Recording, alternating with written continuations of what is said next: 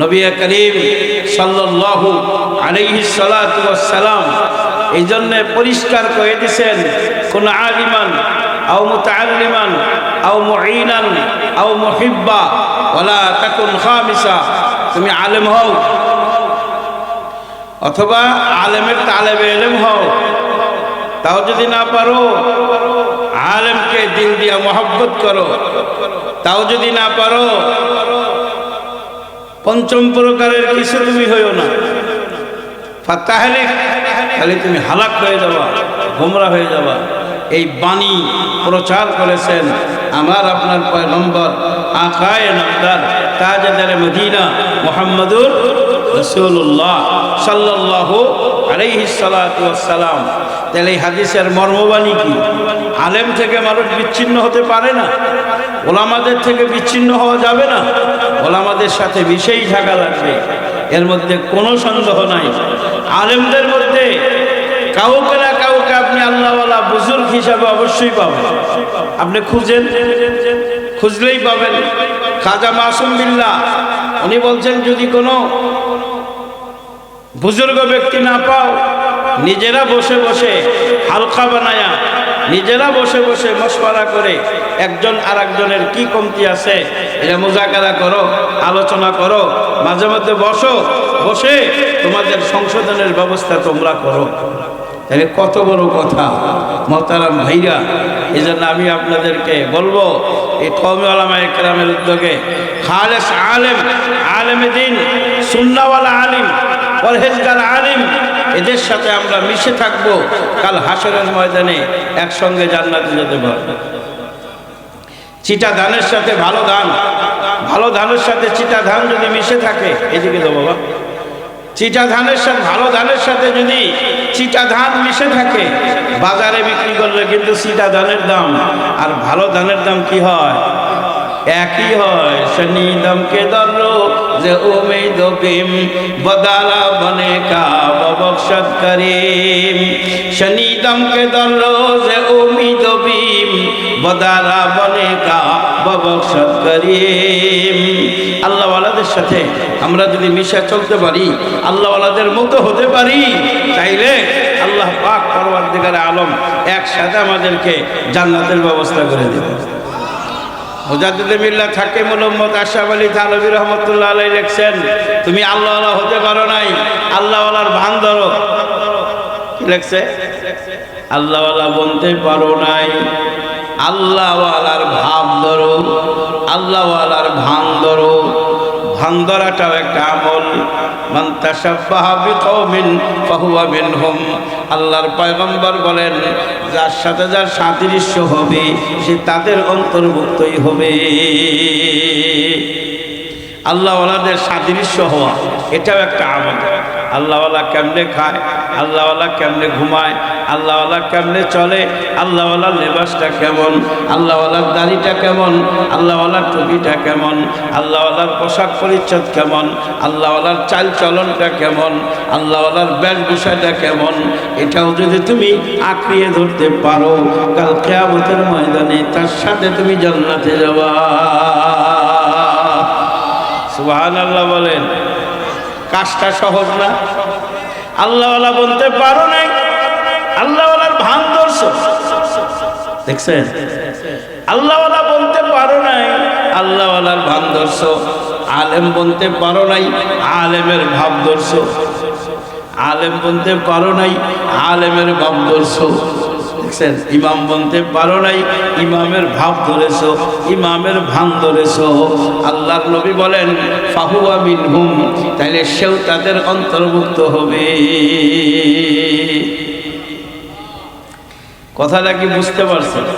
দুইটা হাদিস বয়ান করছেন মানুষকে সংশোধনের জন্য, আল্লাহর পথে আসার জন্য। এই দুইটা হাদিসেই আমি যথেষ্ট মনে করি। আল্লাহ পাক আমাদেরকে কবুল করে। জোরে বলেন আমিন। মুজাদ্দিদে মিল্লাত হাকিমুল উম্মত থানভী রাহমাতুল্লাহ আলাইহি তার কিতাবের মধ্যে লিখছে যে এক লোক বাদশাহ জিজ্ঞাসা করতেছে, মানুষ কি হুজুকে চলে নাকি মানুষ কোনো হিসাব কিতাব করে বুঝা সুঝা চলে? তো উজির জবাব দিছে, স্যার মানুষ সব হুজুকে বাঙালি। সব হুজুকে চলে, যেদিকে আয়রে ওই দিকেই দৌড় দেয়। কয় কি বললা তুমি? বলে হ্যাঁ।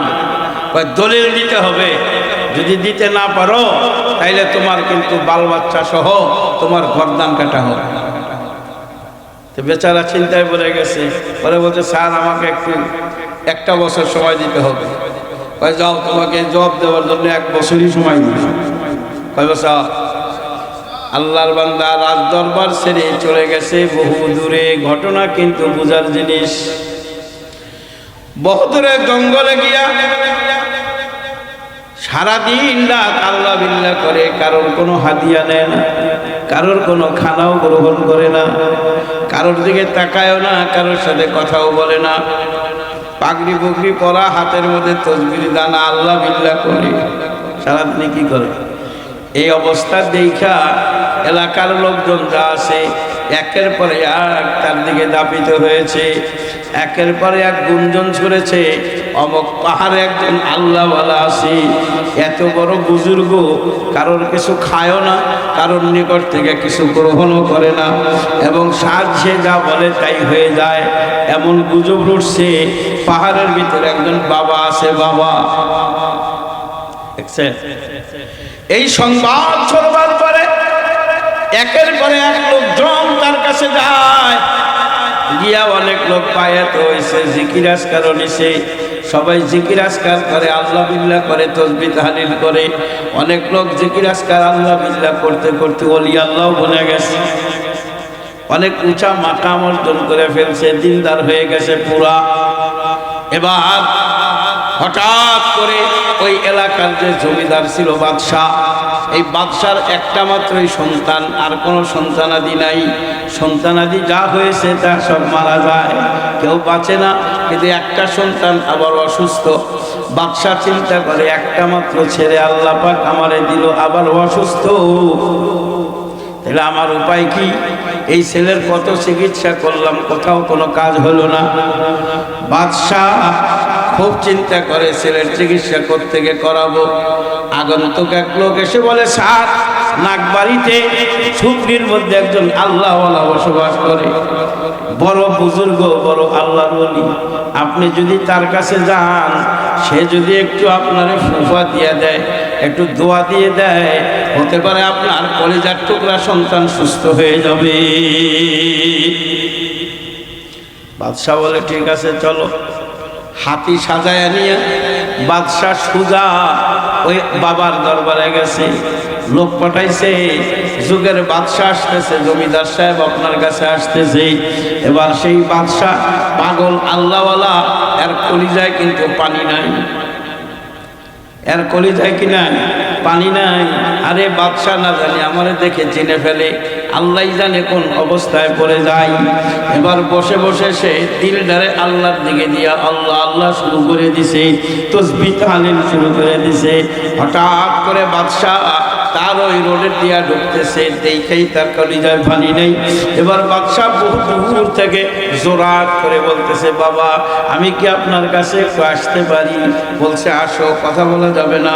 এবার গেছে, যাওয়ার পরে কয়, বাবা মানুষে বলে আপনি বড় আল্লাহওয়ালা, বড় বুজুর্গ হয়ে গেছেন, পানি পড়া দোয়া দরুদ সব কিছু আপনি করেন, মেহেরবানি করে আমার এই যে একটা মাত্র কলিজার টুকরা সন্তান, এই সন্তানটা আবার অসুস্থ, বহু ডাক্তার দেখাইলাম, বহু ট্রিটমেন্ট করলাম, কিন্তু কোনো কাজ হলো না, আপনি যদি দয়া করে একটু চিকিৎসাটা দেন।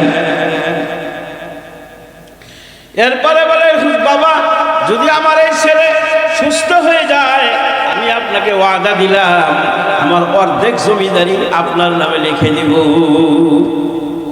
দেখছেন সুবিধা না?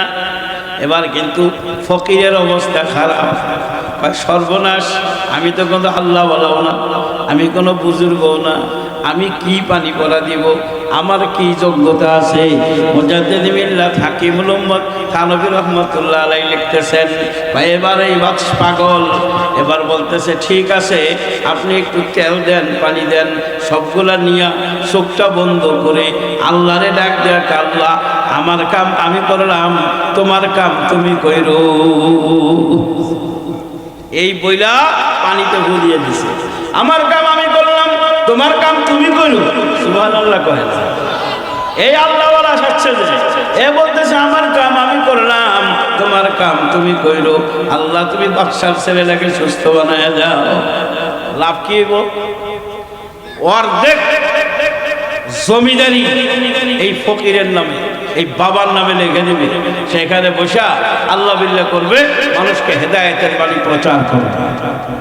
কিন্তু এই লোকের কিন্তু মাথায় পেরেশানি, যদি না হয় তাইলে তো অবস্থা খারাপ করে ফেলবে, আমার ভিতরের খবর ফাঁস হয়ে যাবে। আমি তো আসলে আল্লাহওয়ালাও না, আল্লাহওয়ালার ভাব ধরে আসছি। বাদশাহ চলে গেছে, মুহাব্বতের সাথে কিছুদিন এই তদবিরগুলা পালন করেছে। আল্লাহর কি মেহেরবানি, তদবির পালন করার সঙ্গে সঙ্গে বাদশার ছেলে আল্লাহ পাক তারে সুস্থ বানায় দিছে। সুবহানাল্লাহ। কি বানায় দিছে?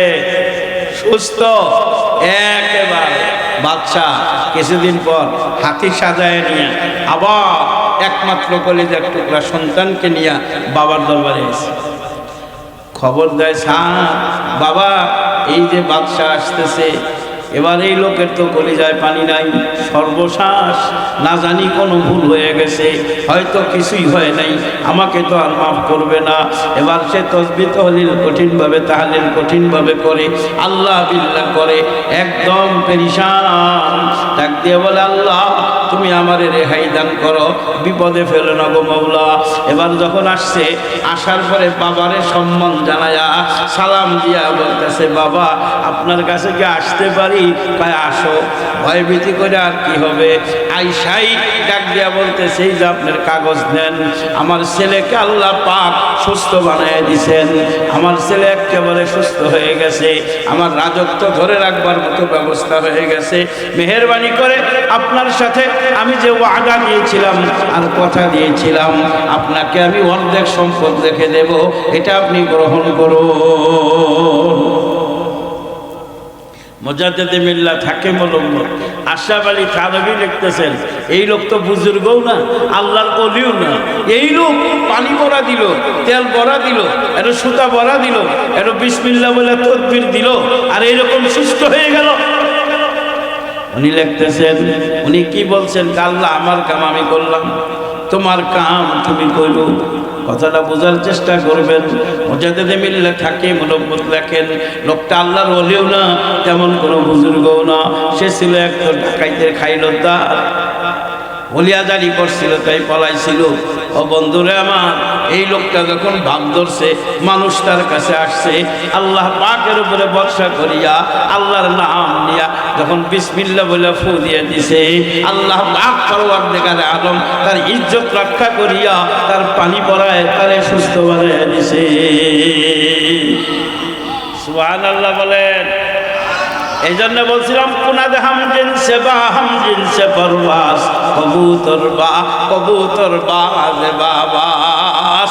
তুমি যদি আল্লাহওয়ালাদের সাথে সম্পৃক্ততা পয়দা করতে পারো, তাদের লেবাস পোশাকের মতো লেবাস পোশাক বানাইতে পারো, তাদের সব কিছুর মতো তোমার আখলাক চরিত্র যদি রসুলের সুন্নাহ মোতাবেক বানাইতে পারো, শুধু যদি ভাবটা ধরো, তাহলেও তুমি কামিয়াব হয়ে যাবা।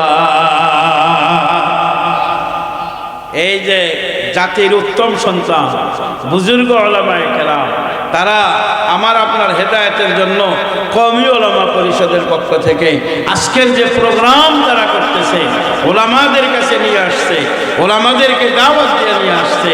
আমি বলতেছিলাম, আলেমদের সাথে মিশে থাকেন, মিশে থাকলে আল্লাহ পাক পরওয়ারদিগারে আলম একসঙ্গে আমাদেরকে জান্নাতের ব্যবস্থা করে।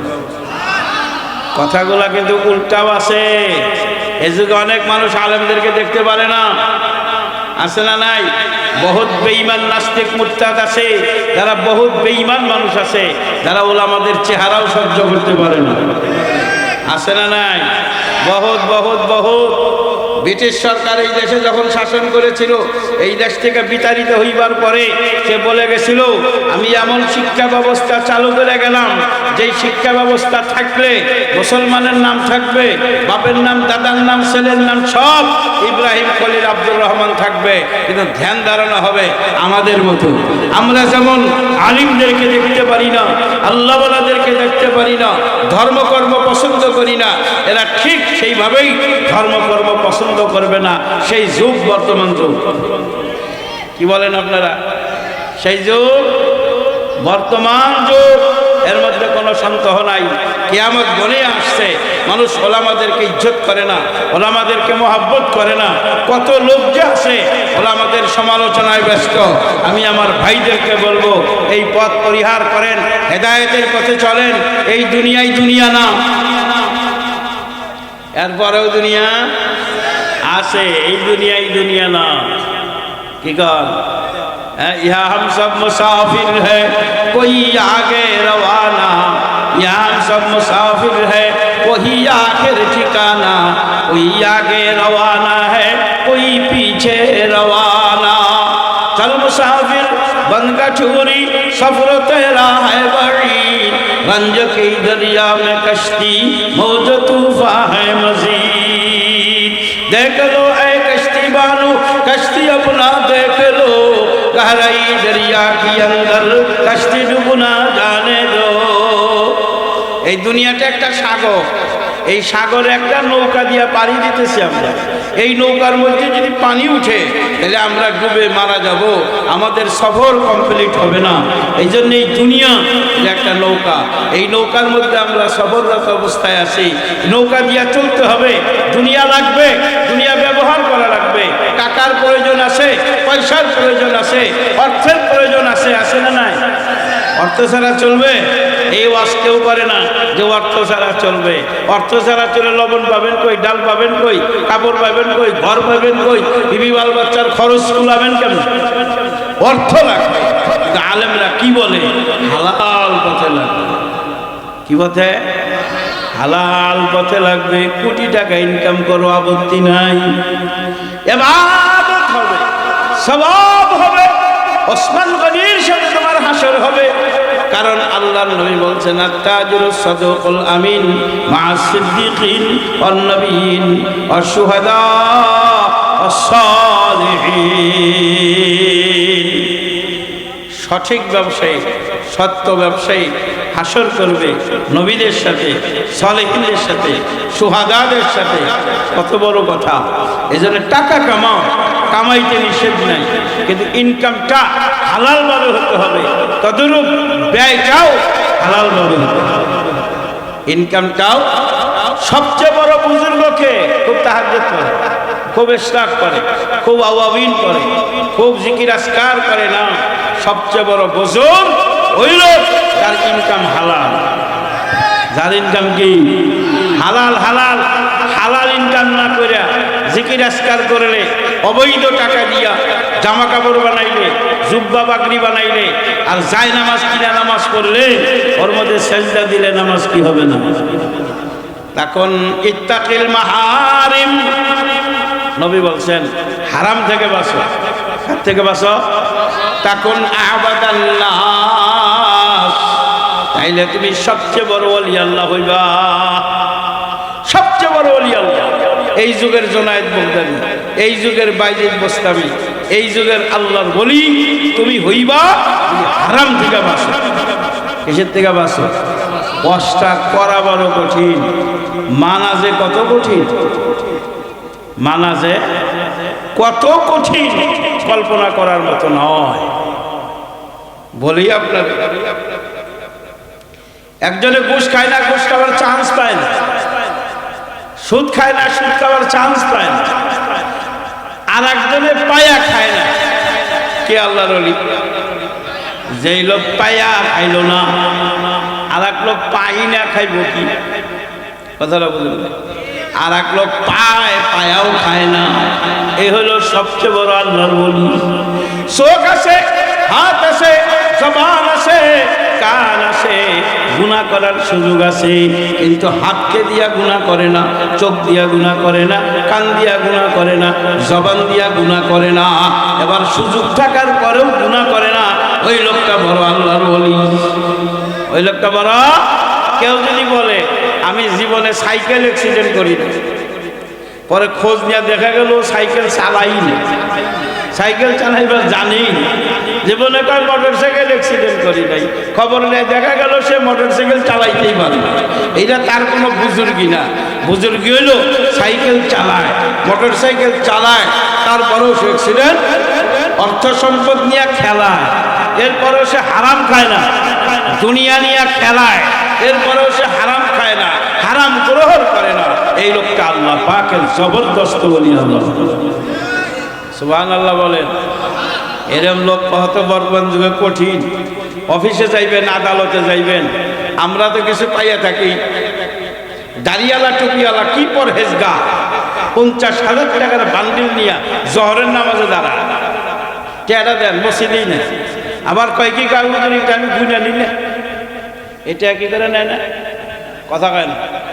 আরে সুদ ঘুষের টাকা জীবনে কি নেয় না, গুনে নেয় না, কে জানে এই টাকা যদি কম দেয় তাহলে ওর কাম হবে না, কাজে এই টাকা কেউ কম দিব, হে বুজুর্গ সাচ্ছে গুনে নি। দেখছেন কারবার, লম্বা দাড়িওয়ালা, লম্বা টুপিওয়ালা, লম্বা জুব্বাওয়ালা, লম্বা পাগড়িওয়ালা, জমির অফিসার, সেটেলমেন্টের অফিসার, ওরে বাবা হয়ে দিছে 70,000 টাকা ভিতর কাম করে দেব, কখন আসবি স্টাকের পরে যায় দেখে মসজিদের মধ্যে স্টাক নামাজ পড়ে, কিসের নামাজ, হাতের মধ্যে লম্বা তসবিহ, বাবা এই লোক টাকা নিবে, নিয়ে গেছে 70,000 টাকা। আরে কেবল আমি স্টাক করলাম ফজরের পরে, তোমার টাকা হাত দিয়া গণমু, যায় নামাজে নিচে দিতে পারো না, বোঝেন নাই না? ঘুষের টাকা কিসে নিব না, হাত দিয়ে নিবে না, কিসে নিবে, যায় নামাজে, যায় নামাজে। সাবাহাবার কাপ তওবা বরলাম দিল পুরা জোকে গুনা, সাবাহাবার কাপ তওবা বরলাম দিল পুরা জোকে গুনা, মাসিয়তরা খান্দামি আ ইয়াদবার ইস্তিগফারে মা, মাসিয়তরা খান্দামি আ ইয়াদবার ইস্তিগফারে মা। এই জন্য তওবা তাহলিল যাই করো, ইস্তিগফার যাই করো, ইনকাম তোমার হালাল হওয়া লাগবে। আল্লাহ রসুলের হাদিস, লা তাজালু কদামা ইবনে আদম হাত্তা ইউসালা আন খামস, আন উমরিহি ফিমা আবলা ওয়া আন শাবাবিহি ফিমা আবলা। তোমার এই যৌবন বয়স কোন কাজে ব্যয় করলা, এরপরে তোমার পুরা বয়সটা কোন কাজে ব্যয় করলা, পুরা বয়সের মধ্যে যৌবনকালটা অনেক দামি, এটা তুমি কোন কাজে ব্যয় করলা, এরপরে জিজ্ঞাসা করবে ওয়ান মালিহি, কিসের সম্পর্কে, মাল মাল মাল মাল কইলে সবাই বুঝে, ওয়ান মালিহি মিন আইনা ইকতাসাবাহু ওয়া ফিমা আনফাকাহু, সম্পদ তুমি কিভাবে উপার্জন করলা, সম্পদ কিভাবে খরচ করলা, লাস্টে যায়া অফিমা জালিমা ফিমা আলিমা আমিলা গফিমা আমিলা মা জালিমা। আলেমদেরকে জিজ্ঞাসা করবে তুমি একটা মাসলা জানছো, কেন তুমি আমল করো নাই, কি আমলটা করেছো? এই 5টা প্রশ্ন আল্লাহ পাক পরওয়ারদিগার আলম কাল হাসরের ময়দানে বান্দাকে করবে।